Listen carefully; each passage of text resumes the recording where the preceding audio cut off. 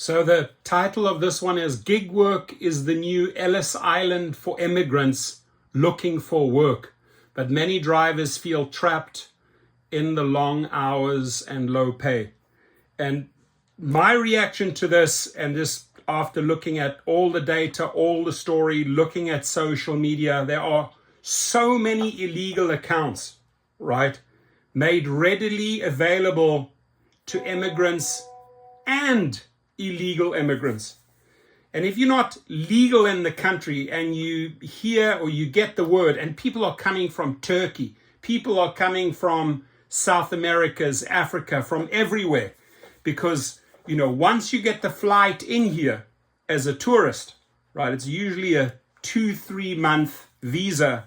A lot of people don't return home, right? They don't go home, and they know they've heard from their buddies, they can get a bicycle, they can get a moped, they can get a car from an operator, and they can go join the hamster wheel and make more money from where they came from, right?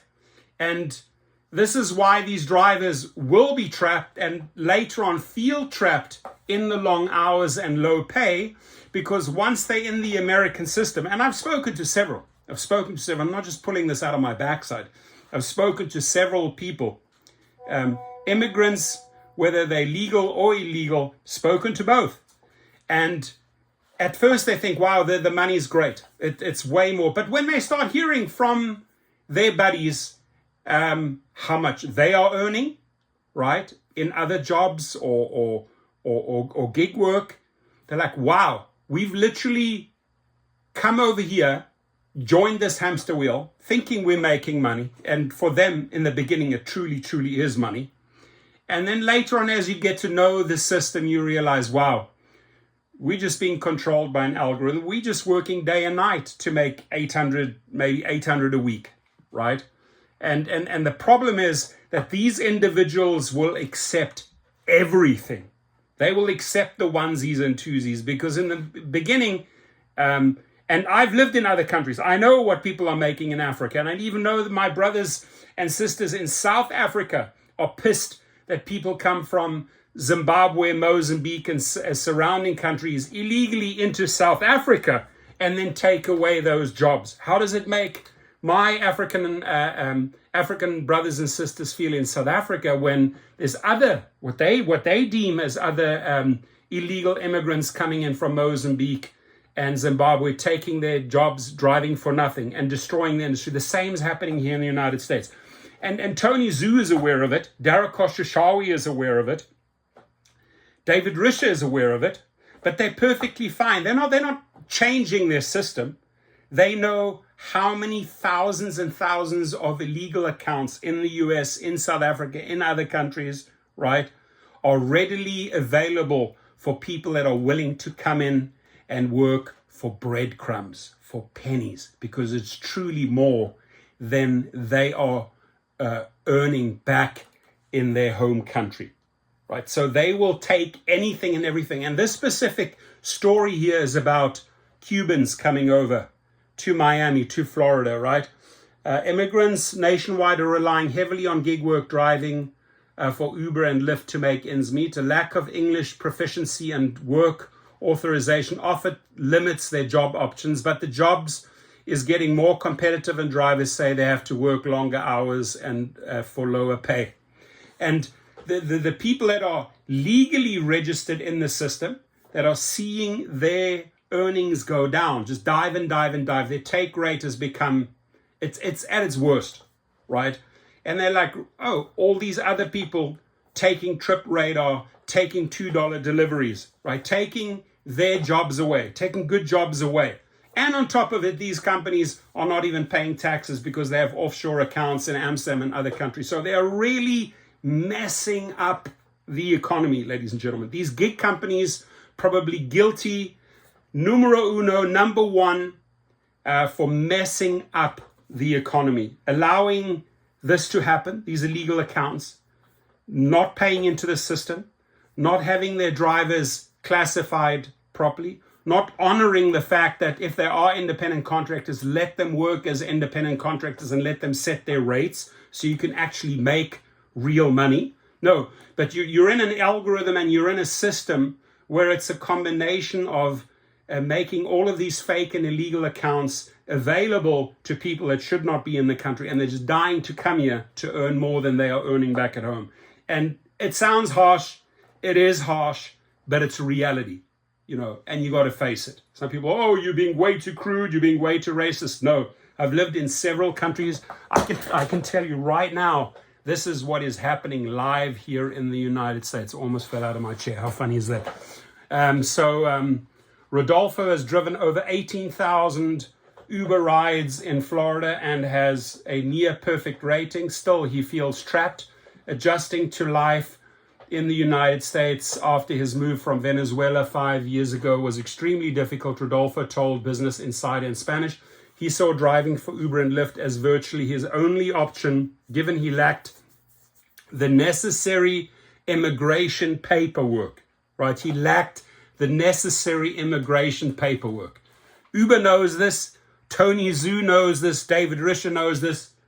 But, let's look the other way. Let's look the other way. Let's facilitate this. They're guilty. They should go to jail, those three, right? And others. So he saw driving for Uber and Lyft as virtually his only option, given he lacked the necessary immigration paperwork and English language proficiency for higher paying jobs. Life has gotten easier since taking up driving, he said, and his job is fulfilling because many of his drives get people to doctor's appointments, assist old Americans on their errands, and allow him to connect with dozens of people a day. However, he feels the need to repeat his daily schedule. Some weeks he's working 50 to 60 hours, but only makes $800 to $900 before gas and expenses. Rodolfo, you take gas and expenses out of that, welcome to the real world. You're not earning anything. You're going backwards. So you think you think you're coming here to get the gold and the honey, right? And meanwhile, they're just exploiting you. They're just completely exploiting you. He's not alone. He said he's seen many immigrants become drivers. The increased competition is hurting his paycheck. It's been harder for him to get higher paying rides, and he feels forced to accept most rides, including ones for $4 and $5, where he doesn't quite break even.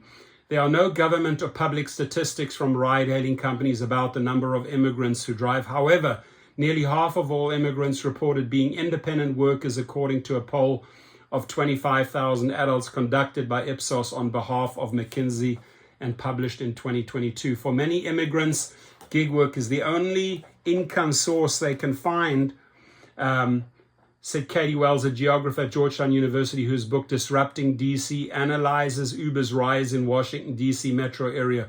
Many live a life of waiting for their new lives to begin, for their remittances to transfer, and for the next passenger. The question of migration and the gig economy is not only showing up here, it's showing up across the world. Like, as I said, I've made the example of South Africa as sort of a new Ellis Island, so to speak, for migrant workers. The major ride-hailing companies told BI they aim to support immigrant drivers. In a statement to BI, an Uber spokesman said the company has a partnership with the language learning platform Rosetta Stone, as well as a strategic partnership. So they're cool with that. Hey, we'll teach them English, right? Legal or not legal, right? We'll take them all.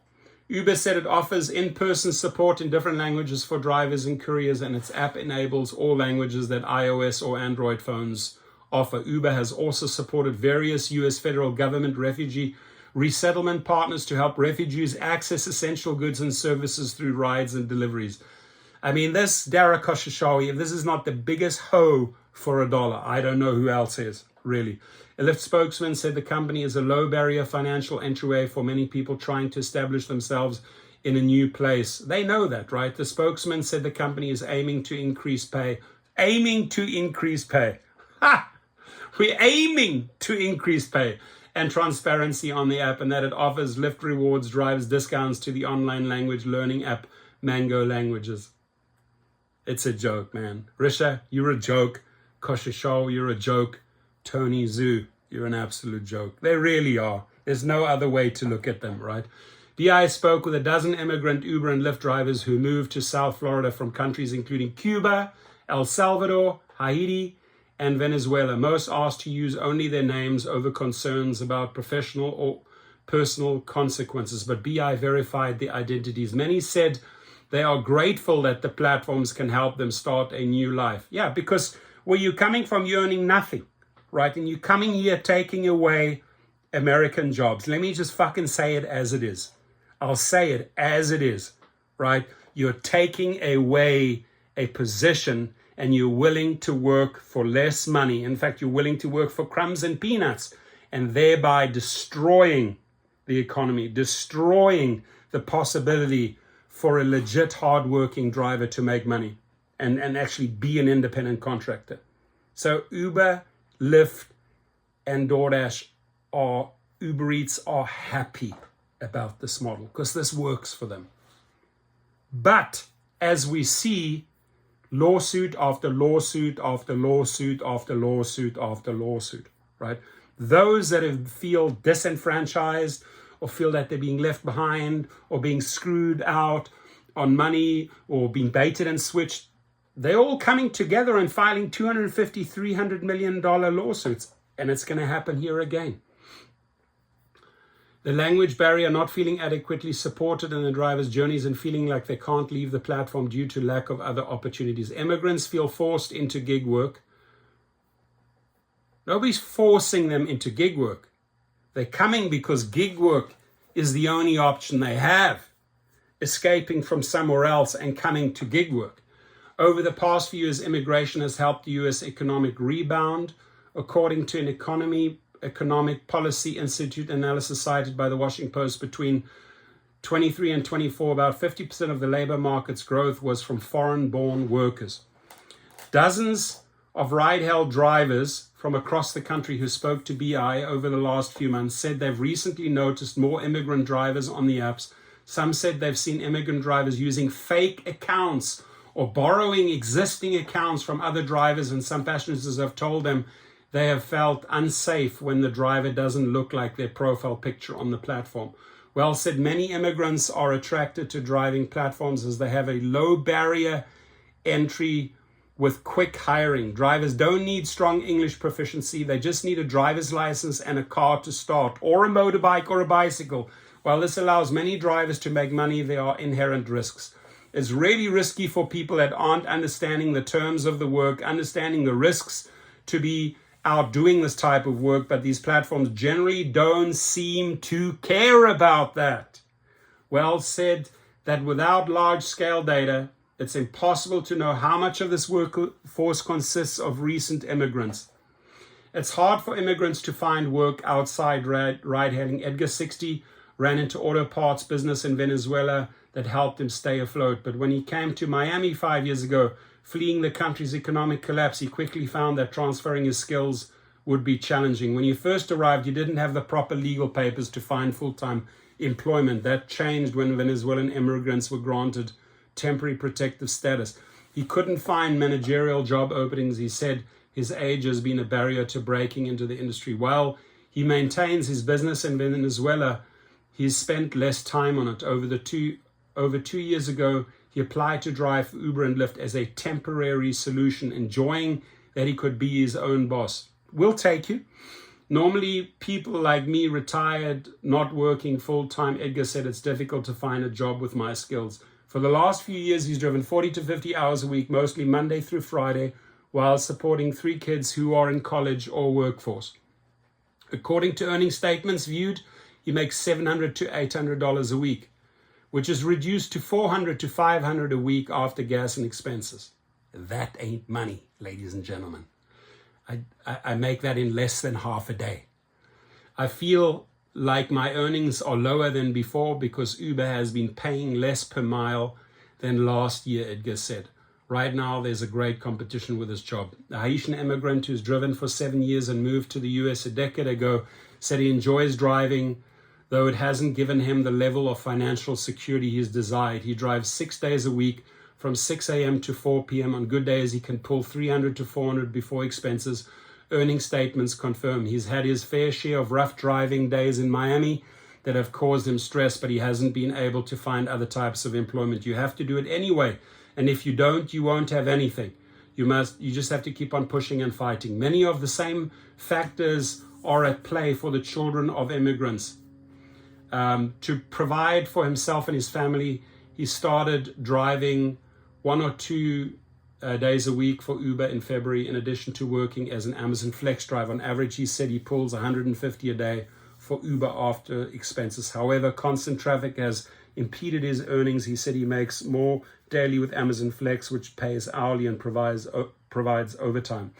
It's hard for immigrant drivers to find alternatives, but some make it work. Most immigrants I spoke to, BI said they've applied to all sorts of jobs, from maintenance and construction gigs to restaurants and retail positions, though they haven't had luck getting hired. Some say they suspect because of the language barrier. For instance, Elisa, an Uber driver from Nicaragua with nearly a 5-star rating for 2 years, said he doesn't know if he'll be driving for much longer, although he hasn't had any leads on other work. He acknowledged that his earnings were not enough to live comfortably, but he didn't know what other jobs he could get. I don't want to be driving all my life, but this job permits me to travel to my country or other countries because I don't have to ask for permission when I want to go. Some immigrants have successfully gotten other jobs and have relied on driving as supplemental income. Read the whole thing. Read the whole thing. You've heard my opinion on this, and my opinion is just very simple, right? When the word is out that you can drive on these platforms as an immigrant or illegal, whether you got your papers or you don't have your papers, right? You can start this job. Tony Zhu will take you. David Risher will take you. Dara Khosrowshahi will take you. But once you're in the system of those algorithms, working for nothing, working for peanuts, maybe more than where you came from, but the bottom line is you're destroying other jobs that were good earning jobs 5, 6, 7 years ago. No longer because of this. Your comments.